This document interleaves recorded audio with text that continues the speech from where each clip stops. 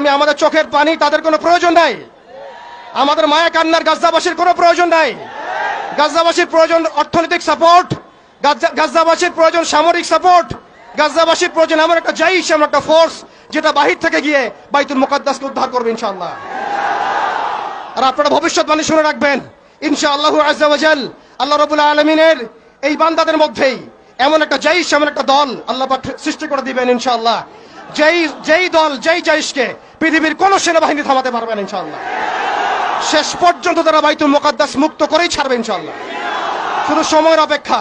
তারা আমাদেরকে অপশন দিয়েছে, হয় আমাদের দাস হও না হলে মরো। শেষ কথা, তারা আমাদেরকে অপশন দিয়ে দিয়েছে, হয় আমরা তাদের দাসত্ব করব না হলে মরবো।